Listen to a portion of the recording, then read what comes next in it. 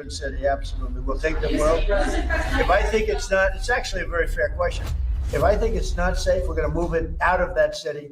If, like the governor of Illinois, who is, look, last week, between last week and the week before, 11 murders and 38 people were shot.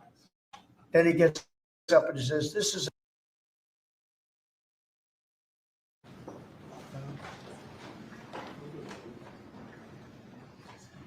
Well, thank you very much. We've had some very, really good talks today on Gaza with both the Middle East representatives and kings and all of the top leaders in the Middle East. And we had also a very good conversation with Bibi Netanyahu, trying to get the hostages back. And we're trying to get the end of the Gaza situation. It's really bad, very bad. And we think it could happen. Maybe it could happen pretty soon. We want the hostages back. We want the bodies back. And we want to have peace in that region. So we had some very good talks. As you know, I had President Erdogan here, Turkey, and we had a great meeting today. I think we had a meeting that was very conclusive in so many different things that we wanted, things that he wanted, and that was good. We'll be announcing that sometime later, and he'll be making an announcement too. But we had a great meeting with Turkey, and they're a very respected president, and spent time. We had lunch, and we had a lot of good discussions. So those two things, and we have some executive orders today to sign that are very important for the country. And we'll start off with one that's a proclamation. And yes, sir. Want to do that, Will? Yes, sir. So today is Gold Star Mothers and Families Day. This is an annual proclamation. This is to commemorate the fallen, those who have died for all of our freedoms and for our country, and for their families who have suffered such grievous losses. But this is a proclamation commemorating Gold Star Mothers and Gold Star families. Yeah, and they're great people, incredible people. What they've had to go through. Very few people could have gone through this kind of thing. Gold Star. Okay, thank you very much. I'll put it over here, Steve. Next, sir, we have an executive order on TikTok. From the first days of your administration, you've charged a team from your administration led by Vice President Vance with ensuring that we can preserve TikTok as a platform for the 170 million Americans who use it, right, while ensuring that their data is properly protected as required by law. With this executive order, you will be effectively bringing into effect the agreement that will save TikTok and ensure that it can operate safely and securely. So this is interesting because I had a very good talk with President Xi, a lot of respect for him. Hopefully he has a lot of respect for me too. And we talked about TikTok and other things, but we talked about TikTok and he gave us the go ahead. You know, it's run by American investors and American companies, great ones, great investors, the biggest, get bigger, I don't imagine. And maybe I'll have JD. JD was very much involved and in charge of it. And maybe I'll have you say a few words about the deal. He would report back, and the points of the deal, I think, are great for our country. So JD, do you want to give it a little talk, please? Yes, sir. Yeah. So thank you, sir, for your leadership and for your help. We really couldn't have done this without the president actually ushering this deal over the finish line. There was some resistance on the Chinese side, but the fundamental thing that we wanted to accomplish is that we wanted to keep TikTok operating, but we also wanted to make sure that we protected Americans' data privacy as required by law, both because it's the right thing to do, but also because it's a legal requirement of the law that was passed last year by Congress. So we think that we were able to do that. Of course, we're going to keep on working at it, but this deal really does mean that Americans can use TikTok, but actually use it with more confidence than they had in the past, because their data is going to be secure and it's not going to be used as a propaganda weapon against our fellow citizens. We're very excited about it. We appreciate the cooperation of everybody involved, and it's a big day. And I think I can say that especially the young people, they really wanted this to happen. They did not want to have TikTok close. And I got a little used to TikTok. I used it myself during the campaign, and it was very successful because you know how I did with the young voter. And Charlie helped me a lot too. And he said to me, you should go on TikTok. And it actually had, because we got record votes with the young voter, as you know, for the election. So I was a little bit prejudiced in that way toward TikTok.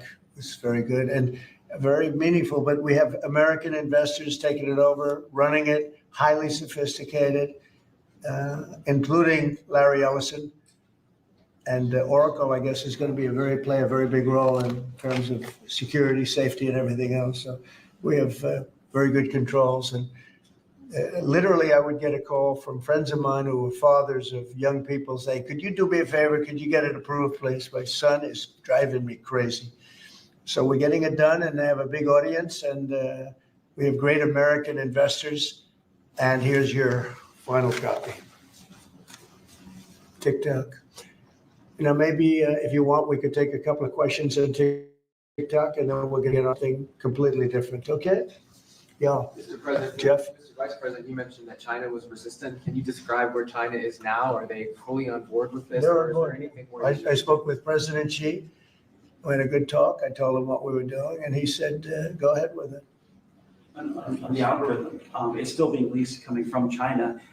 Are you satisfied that there's no security concerns? For Yeah, the I am. I really am. It would push disruptive. The biggest reason is that it's owned by Americans. It's, and very sophisticated Americans and people that love the country and very smart Americans too. So they don't want anything like that to happen. Yes, please. Thank you. Is there any operational relationship with Chinese entities or staff to execute the deal With who? with the Chinese? I don't think so. Not that I know. This is going to be American operated all the way. And great respect for President Xi. And I very much appreciate that he approved the deal, because to get it done properly, we really needed the support of China and the approval of China. Yes, ma'am. Mr. President, now that Americans will have operational control, do you want to see the algorithm suggest more MAGA-related content prioritized? I always like MAGA related. If I could, I'd make it 100% MAGA related. It's actually a good question, but I would, yeah, if I could make it 100% MAGA, I would, but it's not going to work out that way, unfortunately. No, everyone's going to be treated fairly. Every group, every philosophy, every policy will be treated very fairly. Thank you. Mr. President, do you know the valuation? You know, the American company's going to be valued in billions. Well, they valued it very highly. They're paying a big number. Do you want to talk, Scott? Do you want to say something about value? Well, I'll let the Vice Okay. President, and then JD? I can follow And up. you'll say Sure, something. sure. Well, first of all, I would say all credit goes to the Secretary of the Treasury. Couldn't have got it done without Scott. Also couldn't have got it done without Sean Cooksey on my team. So thanks to them. The company will be valued around $14 billion. We actually think this is a good deal for investors, but ultimately the investors are going to make the determination about what they want to invest in and what they think is a proper value. The most important thing is that it does protect Americans' data security. It ensures TikTok is still accessible. And on this question of the algorithm, which we've heard this a lot, what this deal ensures is that the American entity and the American investors will actually control the algorithm. We don't want this used as a propaganda tool by any foreign government. We want to make sure that our people and our investors actually make these decisions based on what's good for their business, as opposed to what's good for another government's propaganda arm. So that's what we've done with this deal. I think it's very good for the American people. And as the president said, young people love this. We actually want everybody to access this, whether they're MAGA or not. We just want it to be fair. We want it to be fair to everybody. And we think that's what's going to happen with this new arrangement.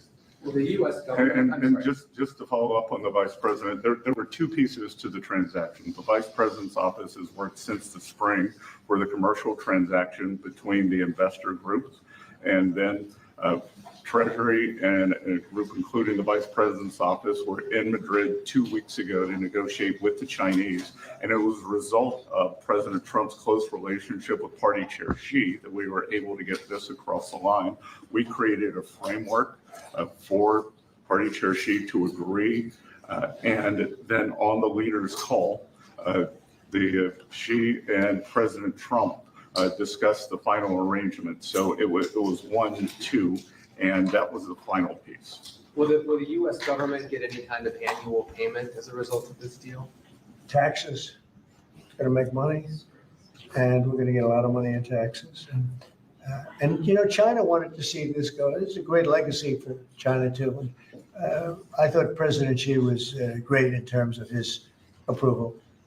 We probably could have done it a different way, but it wouldn't have been the same. Wouldn't have been the same security at all, but I appreciated that he approved it. It So was- nothing aside from taxes, there's no part of the deal that is like a payment to the US government? Well, we're going to be announcing different things, but the US comes out great. And I think China comes out great because they're going to have a very important legacy. And they have many other deals. They have deals with us and they have deals in here in this country. And, they want to be treated fairly also. So, Mr. President and Mr. Vice President, the US company could change the algorithm to push different content? Is that? The US company will have control over how the algorithm pushes content to users. And that was a very important part of it. We thought it was necessary for the national security element of the law. We also just think it's important to protect American users. Again, we want users to use this platform the way they want to. We want the business to make decisions about content based on the interests of the business and based on the interests of the users. And that's what we think will happen with this new arrangement. And they're paying a lot of money. And I think hopefully it's going to be a great deal. They're very sophisticated people. You'll see a list. Have you seen a list yet of the people? Well, you've been reading about it. I know Michael Dell's involved and Rupert Murdoch's involved and a lot of, and let's see, we have probably 4 or 5 absolutely world-class investors that love the country. They made a lot of money with the country and many of them are in a somewhat related business. So it works out pretty well. And they're going to be very careful about all of these questions that you've been asking. Who else beyond Dell and Murdoch? Well, it's a blue chip group of investors, and we'll be announcing more about who exactly is involved in the deal in the days to come. Oracle's playing a very big part. That's right, sir. And Oracle really understands this. And I think they've been involved for quite a while running it for the people, the previous people. And so it's really, I think it's going to be very well protected. Very, very prestigious deal, actually. On that point, Mr. President, as the president said, Oracle has actually had a role in housing the data for a long time, even when the entity was controlled by the ByteDance organization in China. So Oracle had a pretty interesting perspective on what was necessary to actually create true data privacy protections for Americans. They were a very important part of getting this thing done. Mr. President, you told us a couple of weeks ago you thought that the security concerns were overrated, but were there legitimate concerns when it comes to safety? From my standpoint, no, because the people that own it are, they're not China-centric, they're USA-centric, and they're very smart people. I guess you could say it about everything. Everything is what's secure nowadays. Things that you think are totally secure turn out to not to be. But I think in this case, it's going to be as secure as you can be because of the ownership and the people. And they have a big investment. It's to their advantage to make sure it's good and safe. Yeah. Anybody else? Do you have a question? No, behind you.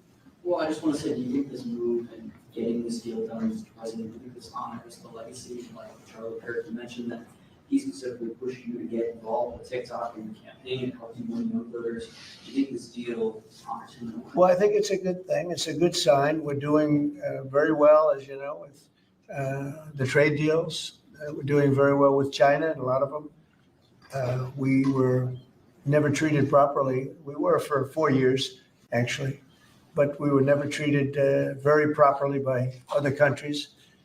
And we're doing well. We've never done this well. We have, because of the tariffs that are coming in, the deals that are being made, $950 billion in one case. It's $950 billion, where previously they paid nothing. We have, as you know, in Japan, it's $550 billion. South Korea is $350 billion. That's up front. And one of the things I can say, I announced it lightly before, but we're taking in tremendous amounts of money with tariffs. We've never seen anything like it. No country's ever seen anything like it. I'm going to devote a little bit of that money, a little bit of the tariff money to our farmers. Our farmers have been incredible. They're the ones that let us survive and eat and enjoy our lives, right? Eat too much, maybe in some cases, like mine. But I will tell you, we're going to take some of the tariff money, relatively small amount, but a lot for the farmers. And we're going to help the farmers out a little bit because during this transition period, a period where we're taking in incredible amounts of money, we'll have a little bit of a shortfall with the farmers until the tariffs kick in, because they haven't kicked in for the farmers yet. And I decided before, and I spoke to all of the people here, that I want to make a contribution out of the tariff money, a small percentage of it, but it's a lot for the farmers. It'll make the farmers feel very good, just help them through the transition.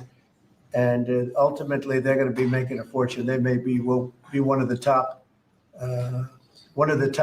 in the whole world in terms of percentage gotten from the tariffs we're taking in. But we have so much coming in, it's a very small thing. But I want to, in fact, just get the word out to the farmer, because they'll be struggling until the transition is complete. Then after that, they're going to do, I think, better than they've ever done before. Last time I said, get yourself a larger tractor and more land. And that was when they were doing very poorly. And they ended up doing that, and they did very well. That was with the deal we made with China. Unfortunately, Biden forgot about the deal, and he never enforced. I enforced it till the end, and China was very honorable. But when Biden came in, he didn't enforce it. So when you don't enforce a deal, they don't do it. So it was terrible. When Biden was very bad to the farmers of our country. So we're going to be doing that. It's an honor to do it too. Brian, did you have a question? I was just going to say, what's your message to the millions of small businesses here in the U.S. that really rely on TikTok to reach their end user, to market their service and their product? Well, thank you for that question, because honestly, we were getting hit up. They use it for virtual advertising, and they pay very little for it and nothing for it. And small businesses have become very successful because of TikTok. And we didn't think of that, when everyone's saying, oh, TikTok and this and that. But over the last 6 months, I was called by so many people saying they're going to go out of business if they can, because they use it virtually as a advertising tool. And without it, they wouldn't have anything. They wouldn't be able to get the word out about their good product or whatever it is they're selling. So it's a very important thing for small business. It's another reason I wanted to do the deal so badly. So let's go to another subject now, if we might, okay? And Will, please. Yes, go ahead. What does that look like? Is that going to be direct checks to farmers, or is it going to be? Well, we haven't decided that. We'll be dealing with Brooke later and the Secretary of Agriculture, and we'll figure out how to get money to the farmers. And again, this comes out of the large amount, hundreds of billions of dollars of tariff money that's pouring into the country.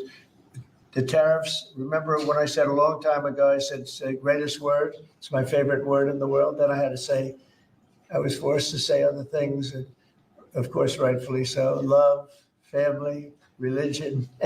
So I think I put tariff number 5. I was forced because the fake news did a big number on me. It's one of those little, but let's say it's my 5th favorite word, the word tariff. But it's making our country very rich.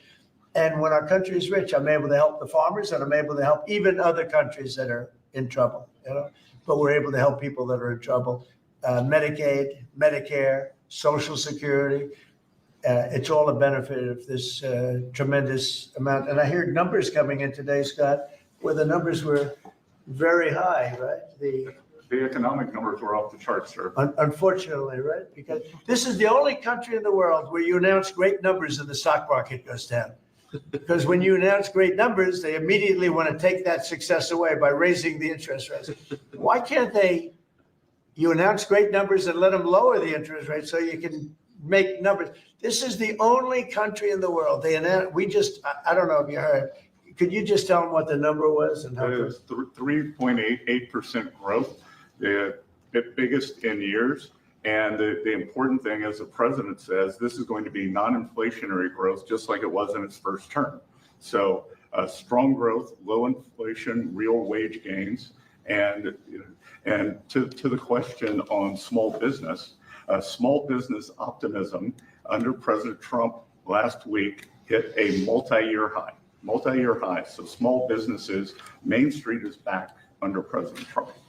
But isn't it crazy? So I saw the market was down a little bit today. I mean, in all fairness, I don't feel guilty because we've set every record you can imagine. But it was down, and I say, oh, the numbers must be good. Meaning the growth numbers are phenomenal. And again, this is during, but a little bit of the heavy, the really success and the money pouring into our country through the tariffs. And I just say, why can't we have great numbers and lower the interest rates so we have even greater numbers? So people were saying, oh, the numbers are so good, they're going to have to raise interest rates. That doesn't have to happen. And there's no inflation. we have really, I mean, the only thing we have is great success. We're having unbelievable success. So the numbers are much higher than anticipated, except for by me and Scott and some of the other people. And they'll get a lot higher than that too. But I don't want to, every time we have good numbers, say, let's take all the juice out by raising interest rates. It's so backwards. It's so backwards. Mr. President, they don't appreciate the importance of the third leg of your stool because trade, taxes, and deregulation allows for significant upside growth without inflation.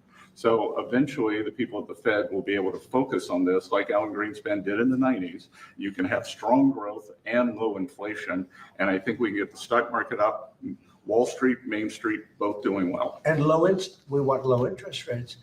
There's no reason that every time we announce these record numbers, these numbers are way above projections by, all the great geniuses out there.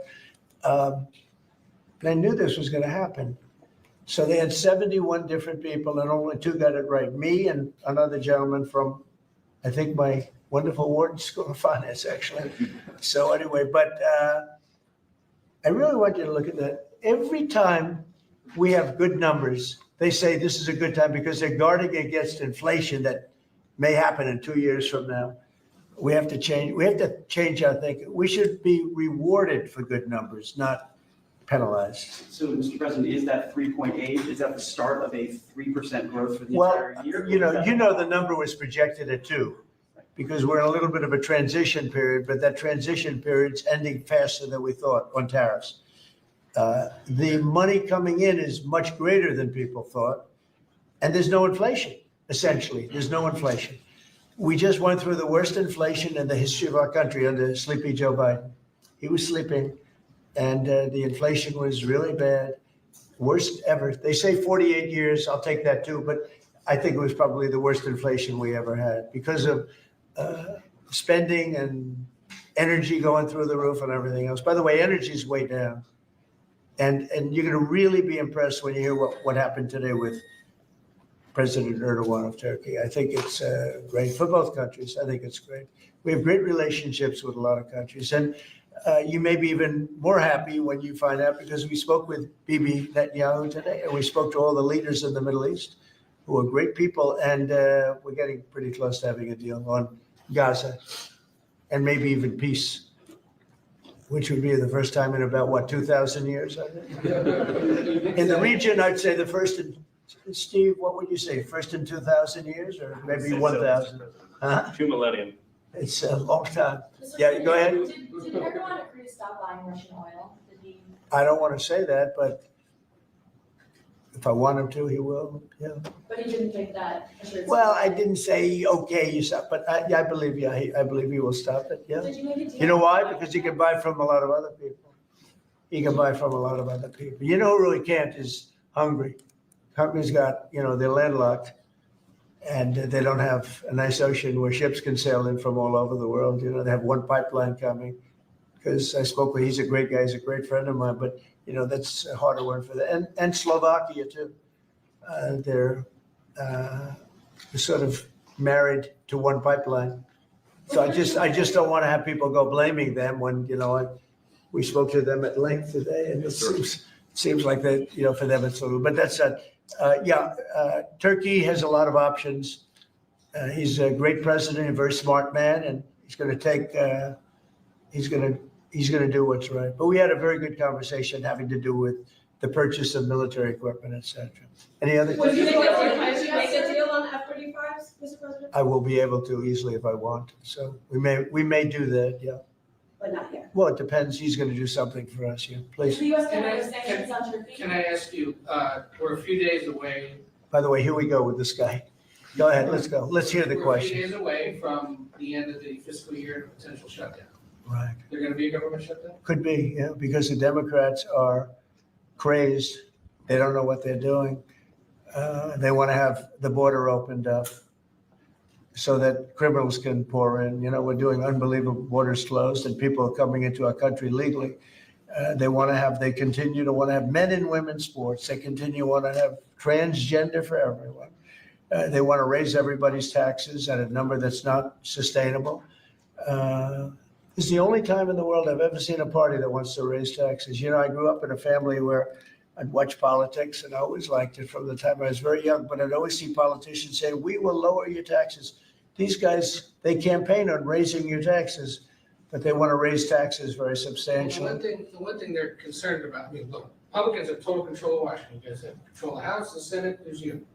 But Well, when you say control, so we need 60 votes for this, and we have 53 Right. Republicans, so And the we one need thing- 7 Democrats. And those 7 Democrats and others are asking for an extension of a tax credit on people who get the Affordable Care Act and some other government-backed healthcare. So are you willing to negotiate Well, on that what they're issue? really asking for is they want to pay for illegal aliens that have come into our country by the millions and get onto the rolls, and they want to pay. And our people don't want to do that. Our people are taxed enough. You know, we just approved the largest tax decrease ever in the history of our country, including the extension of the previous Trump tax cuts.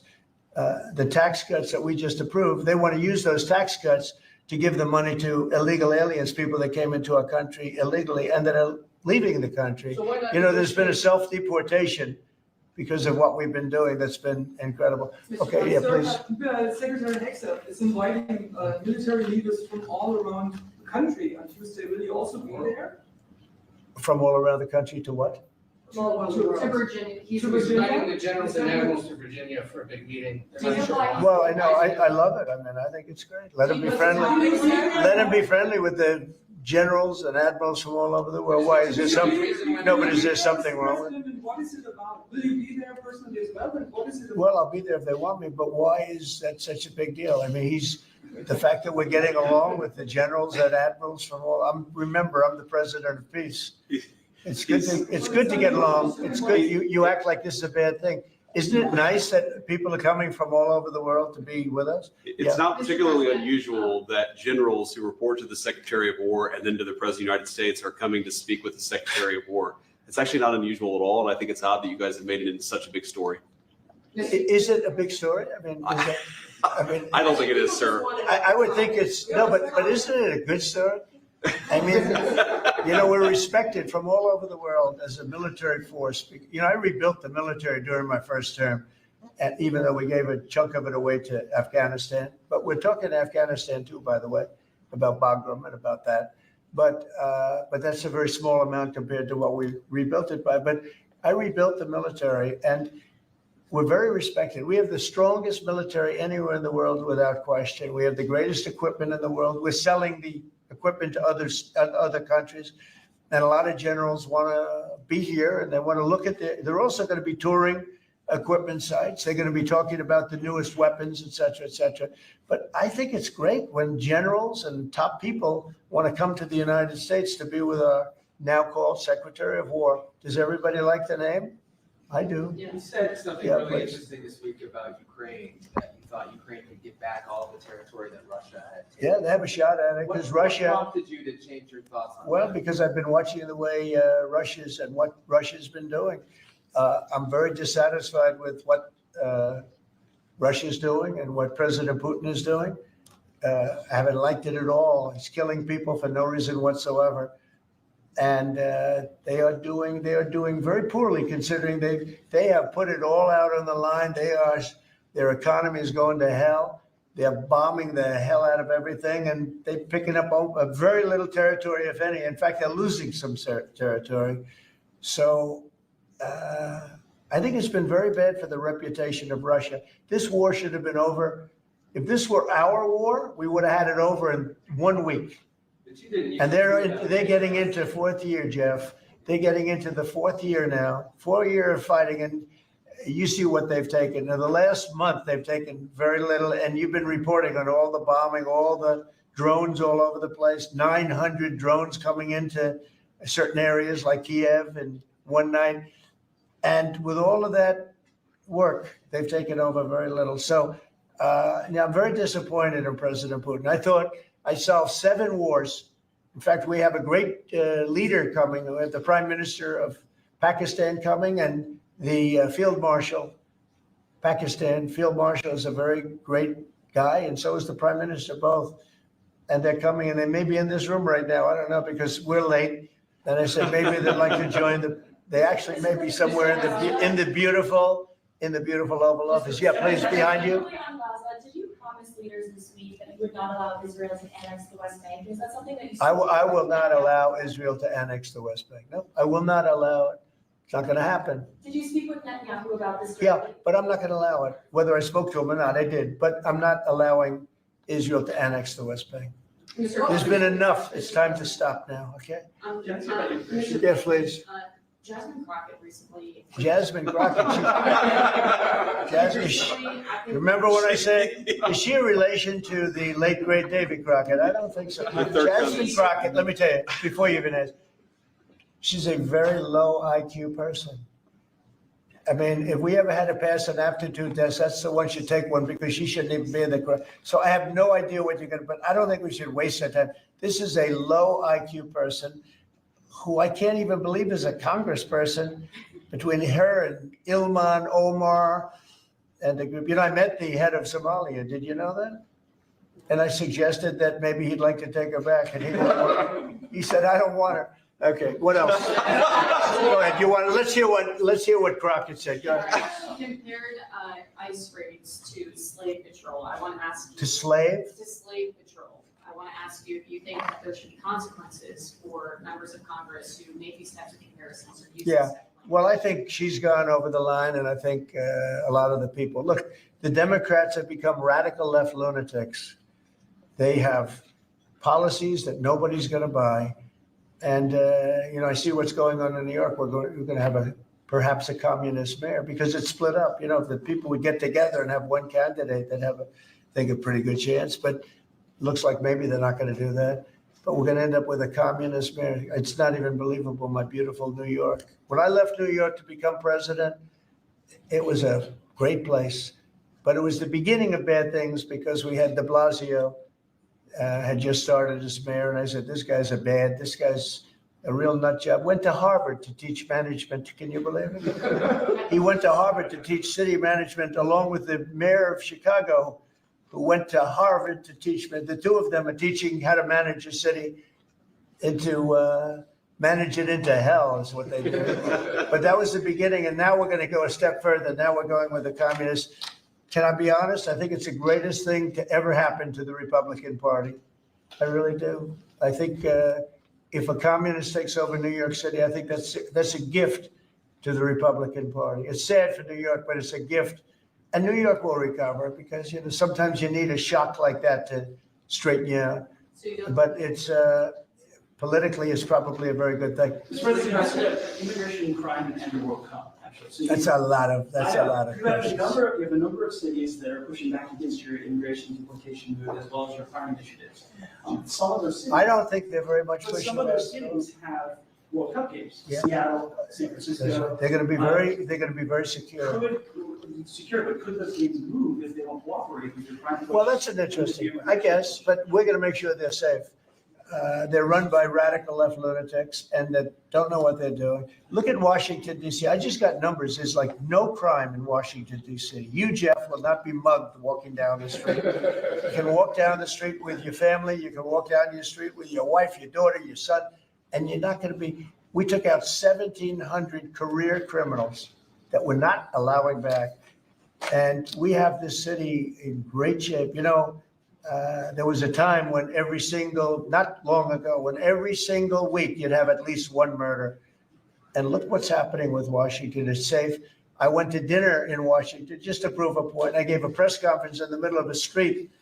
I wouldn't say Secret Service was thrilled, but I did it. And here I am. Look, Washington, D.C. is such a great example of what can be done. We did it in 12 days. We made it very safe in 12 days, and now it's much safer than that. One other thing, I drove around Washington over the weekend, and I said, look at the difference. The grass looked great. Everything looked great. We had a lot of our National Guard, and we didn't ask them to do it. They did it themselves. They're proud. They're great. And they were picking up paper. They were cleaning. The place looked really beautiful. So we have a great Washington, D.C. We, as you probably know, we're going into Memphis, and we're going into some other cities, and very soon we're going to go into Chicago. It will be safe for the World Cup. If I think it isn't safe, we'll move it into a different city. Absolutely. We'll take the world. If I think it's not, it's actually a very fair question. If I think it's not safe, we're going to move it out of that city. If like the governor of Illinois, who is, look, last week, between last week and the week before, 11 murders and 38 people were shot. Then he gets up and he says, this is a very safe. And then he says crime is better. The reason crime is better is because Cash put about 5 months ago a whole team of FBI people there to get ready for when we go in. And they've lowered it a little bit, like 20, 25%, which isn't good enough, but it's a good start. But that was only put there because they're preparing for us to go in. And they've done, by the way, they've done a good job. So then Pritzker gets up, we've lowered crime 25. It's because the FBI was there. So no, if any city we think is going to be even a little bit dangerous for the World Cup or for the Olympics, where they have Olympic overthrow, right?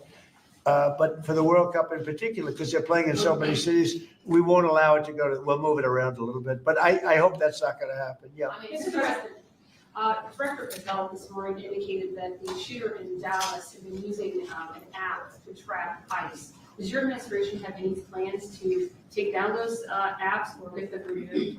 Well, I can't tell you about that, but it tells you when they want to wear masks or they want to hide a little bit, why that's so important.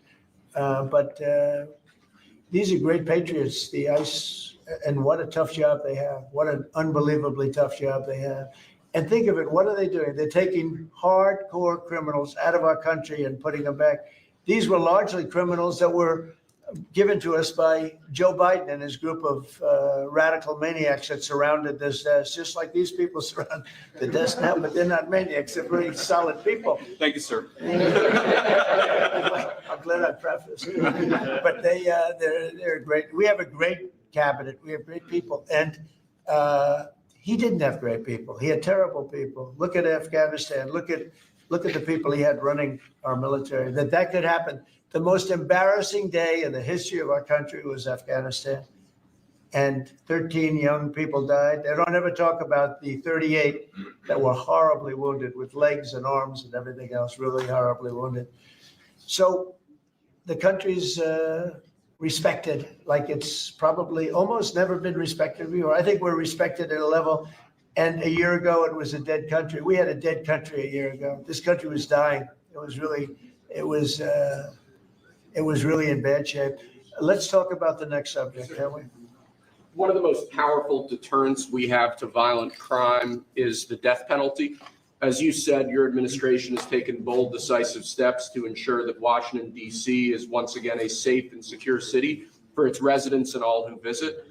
This is a presidential memorandum that directs your Attorney General and your U.S. Attorney for the District of Columbia, Judge Jeanine Pirro, to fully implement the death penalty here in Washington, D.C., where the evidence and facts of a case indicate that the death penalty should be used. Okay, everybody understand? Death penalty in Washington. You kill somebody, or if you kill a police officer, law enforcement officer, death penalty.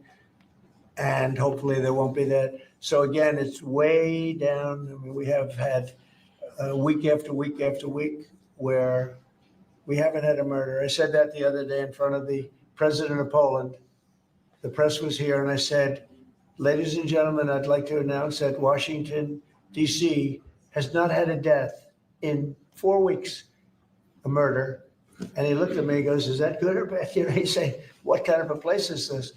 But it's true for years. I mean, every week, essentially somebody got killed or more than one.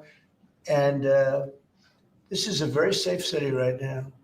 We don't play games. And it's interesting. We took these careers out, career criminals. They call them careers.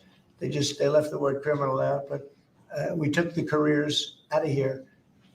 And they're now brought back to their homes, or they're in jail, or they're in a jail in another country. And hopefully they're not coming back. And we have to maintain it. You can't just leave, and we have to maintain it. We've gotten along fairly well with the mayor. She's getting a party that hates that the city's becoming safe. I mean, they're actually criticizing her because the city's becoming safe.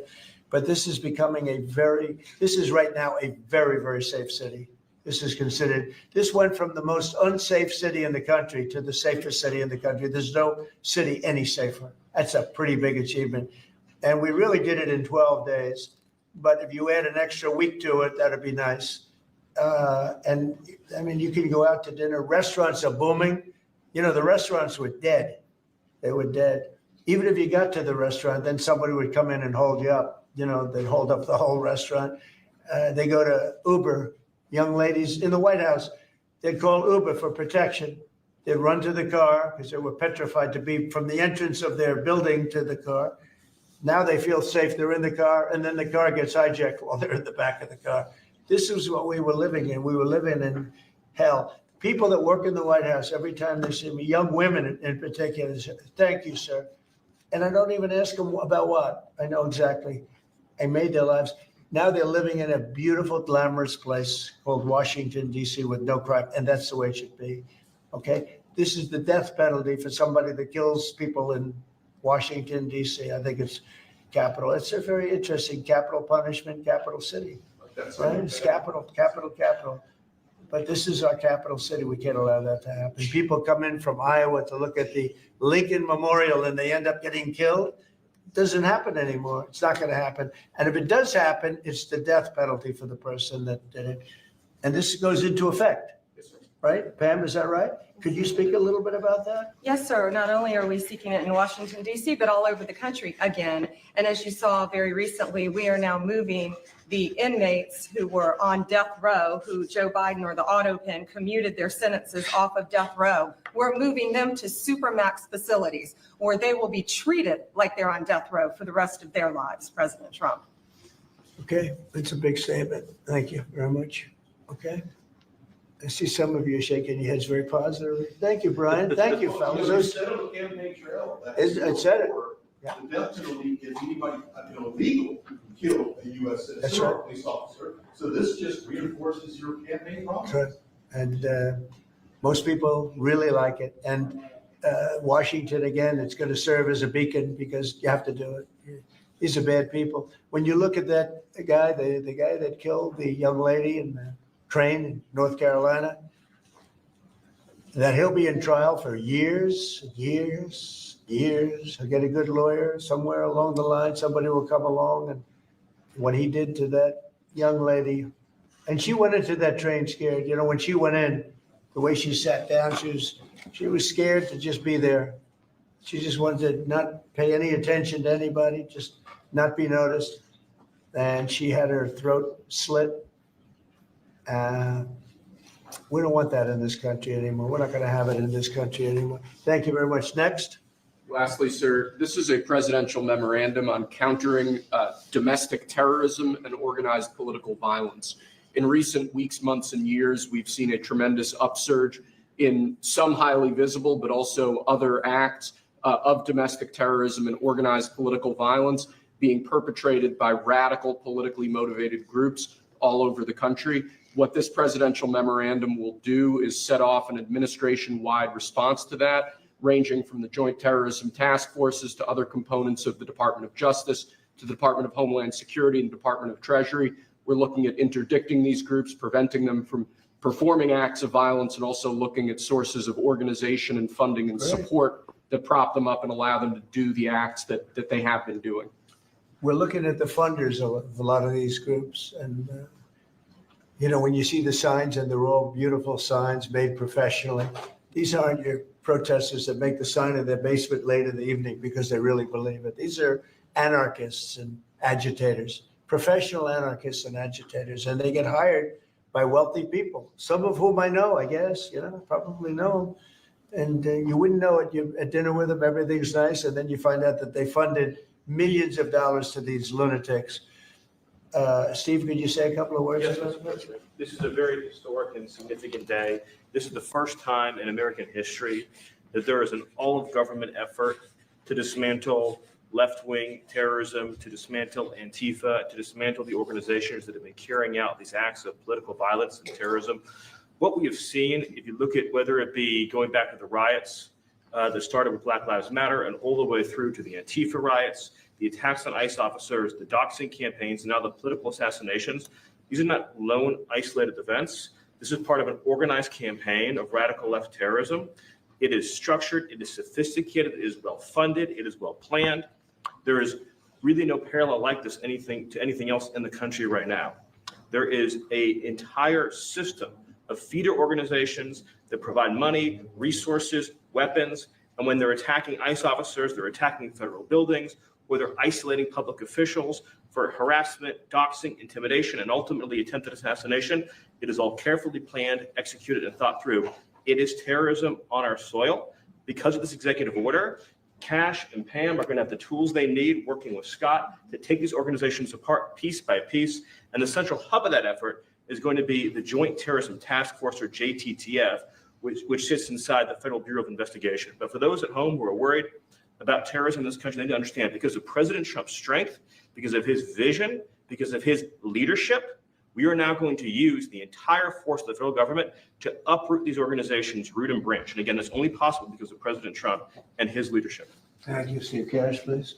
Yes, as Steve was saying, Mr. President, thanks to your leadership, crime is going downward in a tremendous fashion, and that's what we want for every city in America.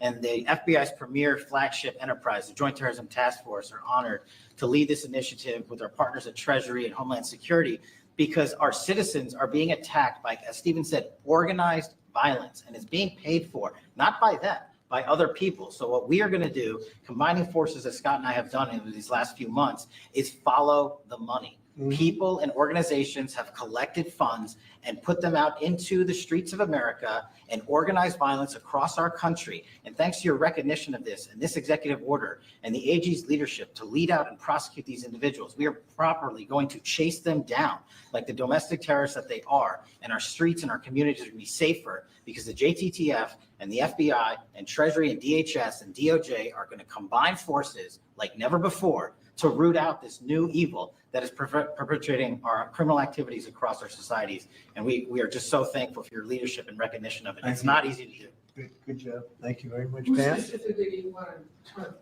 What? Besides Antifa, is there a specific group or person you're targeting in this? Any organized group. Any organization? Any organized group who are committing these crimes. And we're working with the Secretary of Treasury. You know what law enforcement has told us under President Trump's leadership? He's taken the handcuffs off law enforcement. They can do their jobs now, thanks to you, President Trump, and that's what's happening.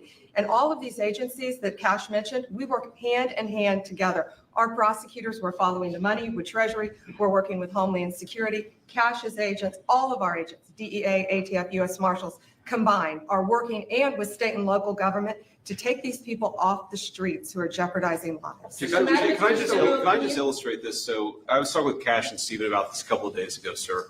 So I believe it was in Oregon where you had a federal building where there were men in black ski masks who were committing acts of violence, who were shutting down a government building. To the president's point, they don't come from nowhere. These are paid people. This is organized. They're committing acts of political terrorism on American soil. And it's time we had a government that looked out for the American people rather than the people who are committing violence against the American people. When you go out to Portland and you see what's happening in Portland, this is like nobody's ever seen anything like it every night. And this has gone on for years. They just burned the place down. And, you know, the shop owners, most of them have left. But the few shops that are open, they just use plywood and just like 3/4 inch plywood. They don't put storefronts because they know it's going to be burned down. These are professional agitators. Right. These are bad people. And they're paid a lot of money by rich people, some of whom we know. I'm sure I know some. I don't. If I knew, I wouldn't associate because I'll be in trouble because Pam will say, "Why are you associating with this person?" But I will tell you that these are bad people, and they're paying a lot of money, millions of dollars. But take a look at Portland sometime.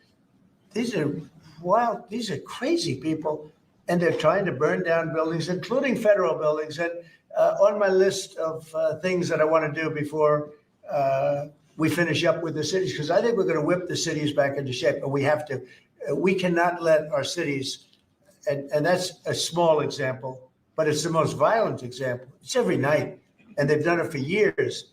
You think maybe at some point they made their point, and what are they doing?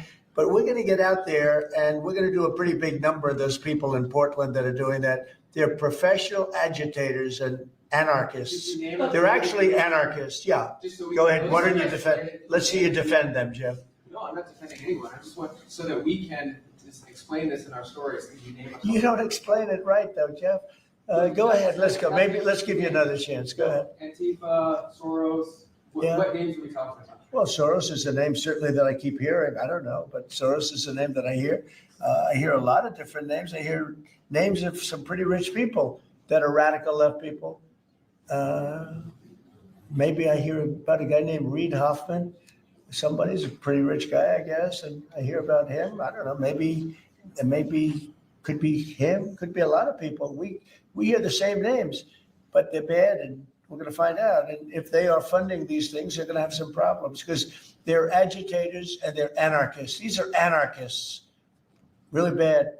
Okay, yeah, please. Mr. General, can you, Mr. President, can you, are you, Who you Mr. with? President, Who you with? I'm with the Center Square, Sarah Rodriguez is my name. Sarah, there's also, as you know, Antifa is not just a domestic terror, or now a domestic terror organization, it's also international. And the Netherlands is looking at also designating them a terror organization. Right. Have you been working with your intel community and your DNI to possibly expand that to making them designated Yes, an we have. international terror Yeah, we have organization? been. Yep. It's an international. In many cases, it is international. Mr. Yeah. That on Antifa, if someone takes to the streets of America and says they're Antifa, what happens to them? What will happen to them? Well, I'd say the maximum under the law, and we'll see. Now, if they kill somebody, we just signed a death penalty, so it depends where it is. But if they kill somebody, which they do, I mean, people are dying. You go out to Portland, people die out there. Many people have died over the years in Portland. Portland is, I don't know how anybody lives there. It's amazing. But it's anarchy out there. And that's what they want. They want anarchy. Like when they attacked Seattle and took over a big percentage of the city. I was going to go out and we were going to do a big number. They heard that and everybody broke up all of a sudden. But, you know, you have governors that have to run that and a lot of them don't do that. I don't like to go in. I'd rather have Pritzker's support when we go into Chicago. But if we don't have it, that's okay too, because we're paramount and we will do what we have to do. We're going to make Chicago safe. We're going to make we're going to make as many as we can. And usually that involves a surge. But what we did with, in the case of Chicago, by having the FBI go out there 5 or 6 months ago, we brought it down a little bit. You know, a little bit is 25%, so it's not so little, but it is when you're talking about the kind of crime and killings and murders that you hear in Chicago. But we're going to get it. Chicago's a great city. As the Union Pacific said, the head of the Union Pacific, who's a great guy, started off as a low-rung guy. He said he started at a caboose, and now he's the chairman of the Union Pacific. But he's a great guy. But he said, "Sir, don't lose Chicago." The way he said it, I said, boy, it really hit me. You know, here's a man that knows all the cities. The Union Pacific, I guess, is our largest railroad. And he knows all the cities. He's been doing it for 45 years. And he said, "Sir, don't lose Chicago." And the way he said that meant a lot to me. And we're going to go into Chicago very soon. We're going to take care of Memphis. We're going to take care of Memphis. You can't walk a block without getting shot. We're going to take care of that one, and just like we did Washington, D.C., and we're going to do Chicago very soon. Yeah. Mr. President, there could be an indictment on James Comey. Do you know if there is an indictment or?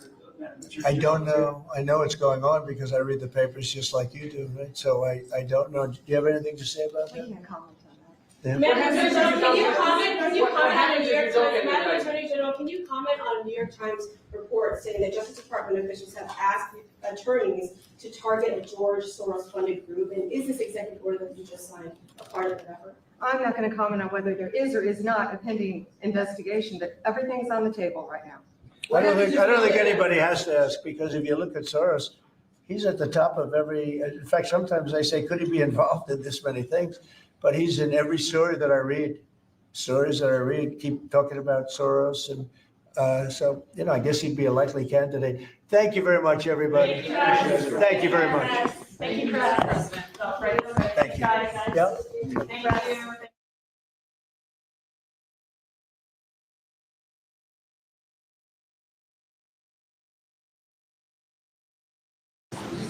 Thank you very much. It's a pleasure to be with President Erdogan of Turkey, and we've been friends for a long time, actually, even for 4 years when I was in exile, unfairly, as it turns out. Rigged election, you know, he knows about rigged elections better than anybody. But when I was in exile, we were still friends. That's always a good way to find out, test of friendship. But he's a highly respected man.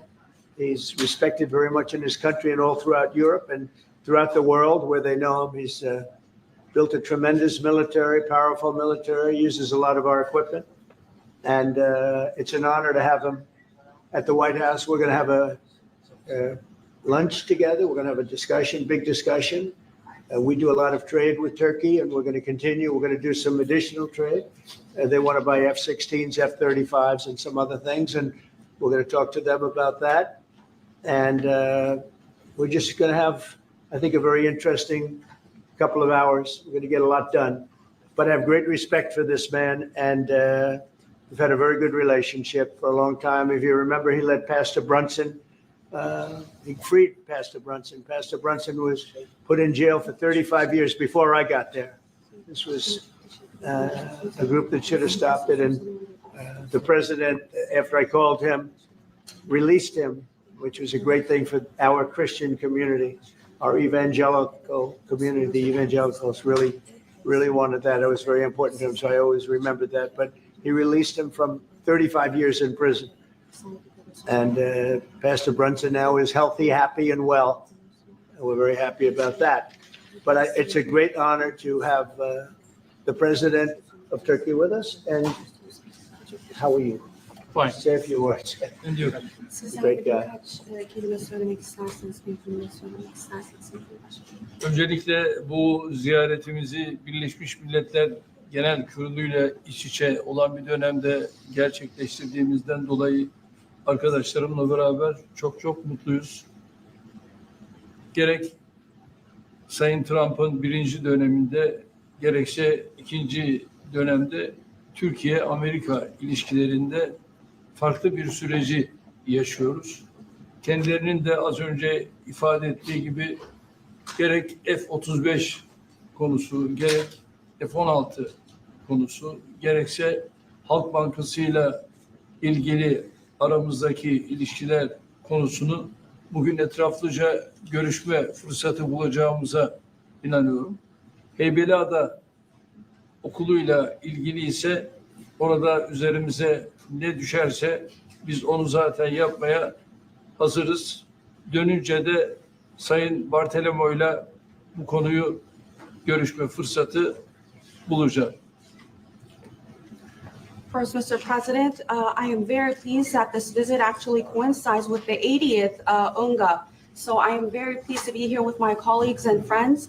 And as we have said, during the first term of your presidency and during your second term, we are able to carry Turkey and U.S. relations to a much different level and process. And as you've said, we have an opportunity here today to be able to discuss some of the issues regarding the F-35, the F-16, and also the Halkbank case, and we will have an opportunity to thoroughly discuss them.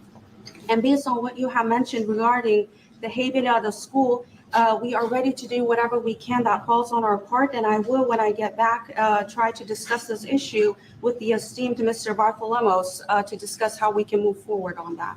Okay, very good. I would like to be able to do that. The Greek Orthodox Church was here, and they would really like to have some help. They need some help, and I said I'd mention it. We appreciate it. So this is a tough man. This is a guy who's highly opinionated. Usually I don't like opinionated people, but I always like this one. But he's a tough one, and he does an amazing job in his country. And we've had tremendous relationships, both having to do with war and having to do with trade. And I guess today we're talking about both. I'd like to have him stop buying any oil from Russia while Russia continues this rampage against Ukraine. And they've been fighting. They've lost millions of lives already. And for what? You know, for what? It's disgraceful. And I said yesterday, let it keep going because their economy is absolutely terrible right now. And I think it's a shame that they're doing that, killing a lot of people unnecessarily. 7,818 people were killed last week, mostly military people, their people, and Ukrainians. More Russians, actually, than Ukraine, a little bit more. but it's such a waste of human life. And so he ought to stop. Putin ought to stop. And with that, we'll get to a little bit of a discussion. We're going to make some great trade deals for both countries. We do a lot of business with Turkey. They build great products. They build beautiful, great products, really fantastic manufacturers. And we buy a lot from them and they buy a lot from us. Would you have any questions, please? Thank you very much. You repeatedly called out Obama and Biden administrations for their stupid decisions. One example you gave was the refusal to sell the Patriot missile defense systems to Turkey, which resulted in the expulsion of the country from the F-35 program. Now, you are known to be a great deal maker in Turkey. What can you do to undo the stupidity? Yes. CNN. Well, because you sounded like a nice guy, but CNN is fake news. I mean, but you sound like the real deal to me, so I'll answer the question. We're going to be discussing the Patriot system, which is the best system. We'll discuss that. We're going to discuss the F-35. We'll be discussing all of the things that you know about and that some of that you mentioned. And I think he'll be successful with buying the things he'd like to buy. What concrete steps can you say? Well, we haven't even started yet, but I know he wants the F-35, and he's wanted that, and we're talking about that very seriously. And the F-16, we're in great shape. Certain other things he needed, as you know, and I'm going to see to it that we get that to him. He needs certain things, and we need certain things.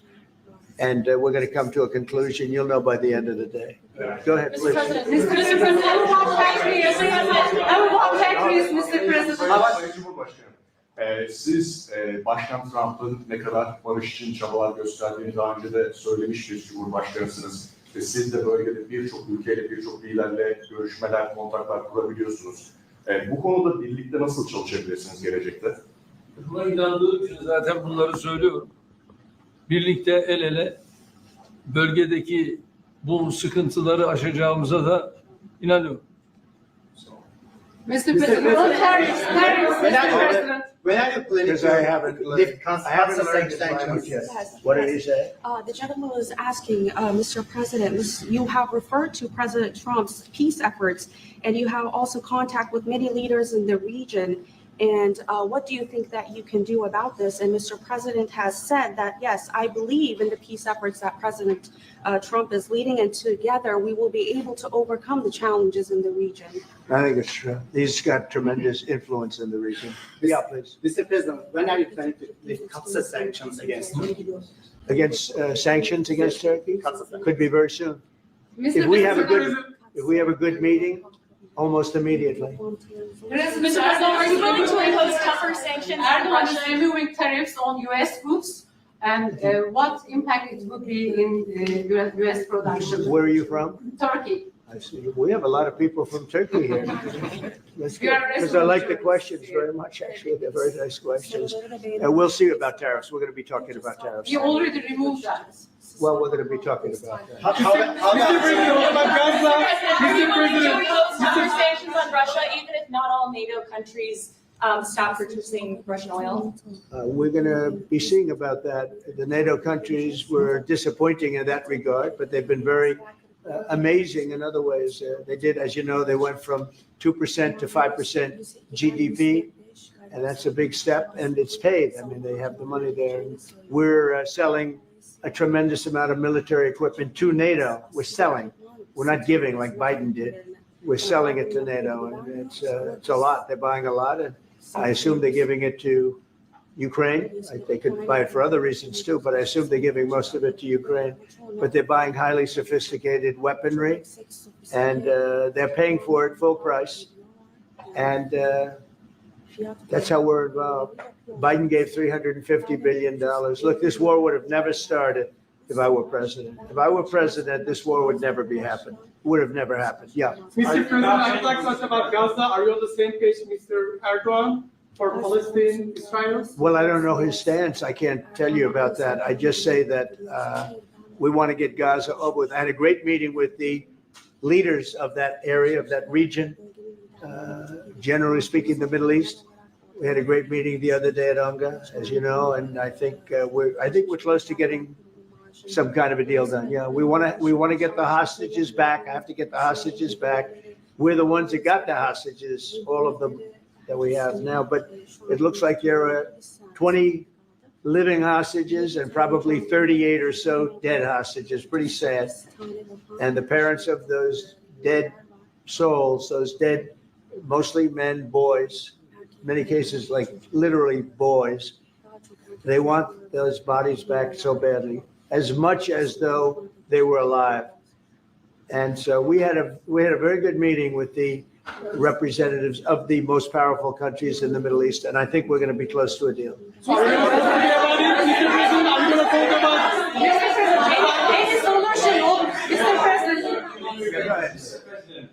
We've noticed that in the Ukrainian war and during the Israeli-Iran war, the airspace of the NATO countries is very fragile and it needs to be stronger. And in that sense, Turkey being the second largest army in NATO, it needs to support its air force and air defense.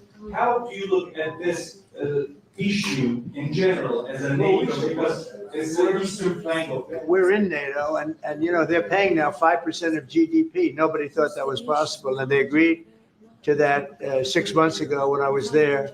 And the relationship is very good. The NATO countries are, I mean, with us, is the strongest it's ever been. We used to complain that they're paying 2%, but they're not paying. The United States was paying almost everything. And now they're paying 5%, and they paid. And that's trillions of dollars. You know, we're talking about trillions of dollars. And they're spending that, giving that money to us, and we are giving them great defensive, you know, the Patriots and all of the different javelins, all the different missile systems and everything else that they want.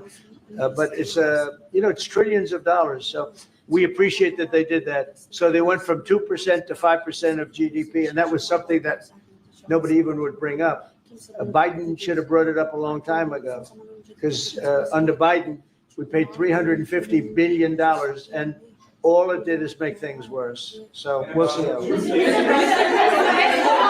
Go ahead, just finish. Yeah, go ahead. 35 fighter jets, F-35. We're talking about the fighter jets for Turkey. Yes, we are. Mr. President,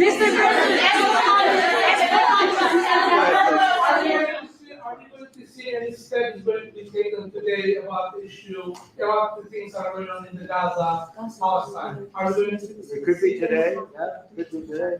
We have a very strong dialogue going on with Saudi Arabia. With, I would say, you have 4 or 5 real leaders that are being good. As you know, I met with Qatar, Saudi Arabia, UAE. We met with Jordan. The King of Jordan was there. We had a really great meeting. I think a lot was determined at that meeting. And I have to meet with Israel, and I have to do that also. They know what I want, and I think we can get that one done. I hope we can get it done. A lot of people are dying. But we want the hostages back. We don't want them back 1 this week, 1 and 2 months from now, 3 later, and you know, like the way it's been going. We got them all back. We got a lot of them back. We got the American Alexander. We got the American hostages back. But we have now 20 plus 38 bodies, dead bodies, and we want them all back. We want them back at one time.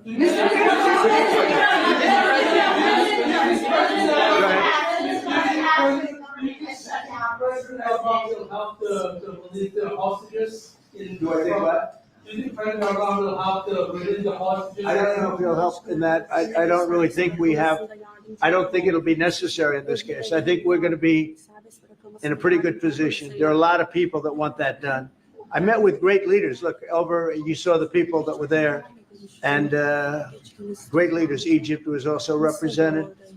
We met with the leaders of that part of the world, and they want to see if they can get something done. And I'm going to have to tell Israel, let's go. We want to get the hostages back. Everybody wants to see that war over with, by the way. Everybody. So we're going to see what happens.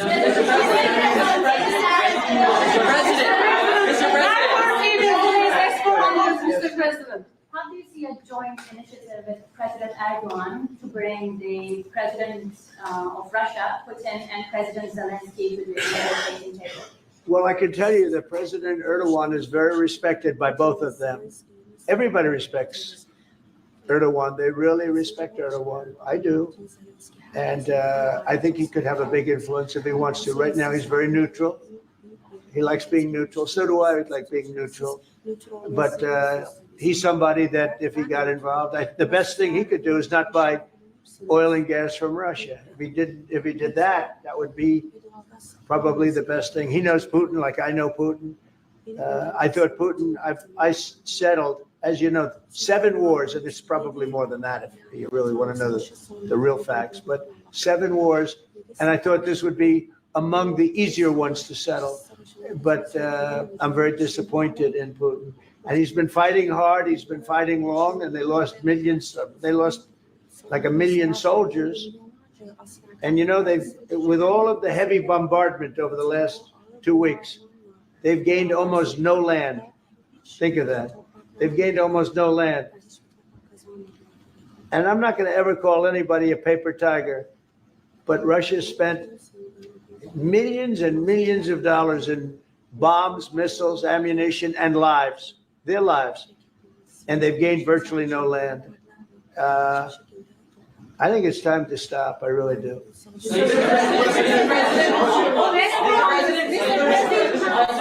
A few months ago, you met with Aliyev and Pashinyan. Can you follow up So on? where? You met with Aliyev and Pashinyan, Azerbaijan President Aliyev and Pashinyan. Can you follow up on what you want to say about current process? No, I can't. I just. I like this guy. I like him. He's from CNN. Fake news, the worst fake news, but I like him. So it's CNN Turkey. I'll get Brian. Sorry, guys, go. Syria has been a major issue between the two countries for the past decades. And you said the future to Syria is in Erdogan's hands back in, I think, December and January. And the countries are in the process of integrating regional fractures into the main government. When do you want to see that happen? Well, I think President Erdogan is the one responsible for Syria, for the successful fight in ridding Syria of its past leader.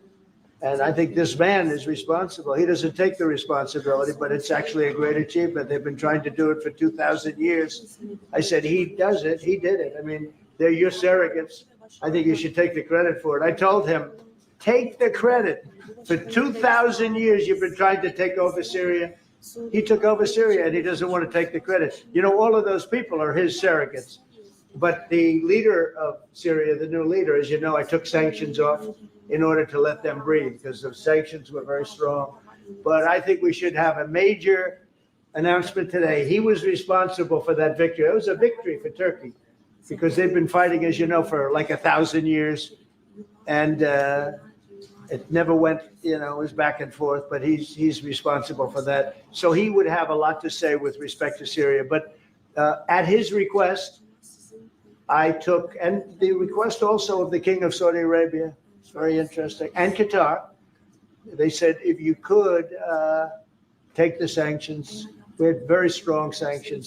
They couldn't have lived with those sanctions, and I took them off to give them a chance to breathe. But the president was one of the people that was responsible for that. He asked me to do it. Mr. President, furloughs are very typical when the government shuts down. Why is the administration directing federal layoffs of federal workers this time? Well, this is all caused by the Democrats. They asked us to do something that's totally unreasonable. They never change. They want to give money away to illegally, people that entered our country illegally. They want to give them massive federal money. And we don't want to do that because it means everyone's going to just keep pouring back. Right now, we have absolutely perfect borders like you haven't seen in many years, even better than I had great borders during my 4 years, but these borders are stone cold closed. You can only come into our country legally now, but the Democrats want to give it all away. They want to open up the borders. Take a look at that. Big thing. They want to open borders again after what we're going through now, getting rid of prisoners, getting rid of all of these people dropped out from mental institutions, drug dealers, drug addicts, everything. They're putting everybody into our country. It's all ended now. But this is what Schumer wants. This is what the Democrats want. They want to have, and they want to take our money.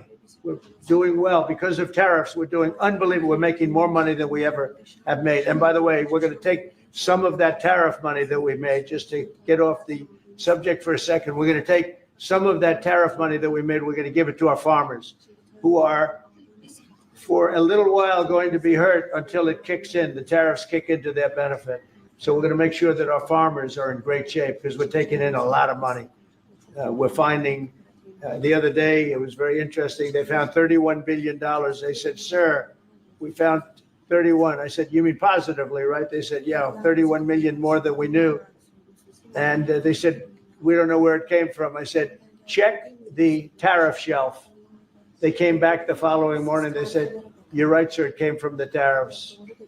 We've never seen anything like this. So what we're going to be doing is we're going to be taking some money from all of the tariff money that we've taken, and we're going to distribute it to our farmers until the tariffs kick into their benefit, which ultimately the farmers are going to be making a fortune. But it's a process of, it has to kick in. All right, maybe one more. There was another shooting at an ICE facility in Texas yesterday. Detainees were killed. The FBI director posted on social media bullets that were engraved with the message anti-ICE. He just posted another thing on social media saying they recovered a handwritten note from the subject that read, hopefully this will give ICE agents real terror to think, is there a sniper with AP rounds on that roof? Who do you hold responsible for the uptick in left-wing violence in the country? Radical left rhetoric. The radical left is causing the problem. They're out of control. They're saying things, and they're really dumb people. I mean, I look at Crockett. I look at some of these people. They're very low IQ people, actually. But the radical left is causing this problem, not the right, the radical left. And it's going to get worse, and ultimately it's going to go back on them. I mean, bad things happen when they play these games. And I'll give you a little clue. The right is a lot tougher than the left, but the right's not doing this. They're not doing it, and they better not get them energized, because it won't be good for the left. And I don't want to see that happen either. I'm the president of all the people. But the radical left is causing this. The radical left Democrats are causing this problem, and it gets worse. It gets worse, and it'll be a point where other people won't take it anymore, and that will not be good for the radical left, and we don't want that. Okay, thank you.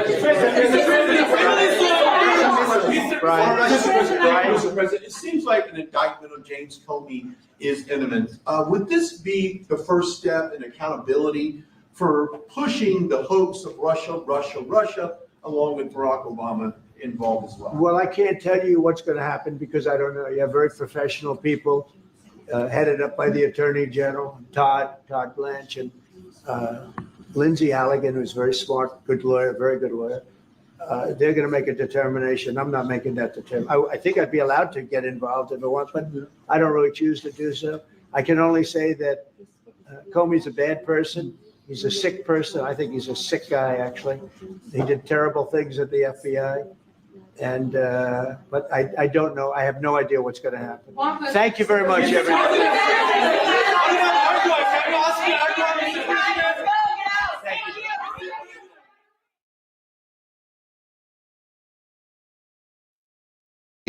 The Vice President of the United States, J.D. Vance.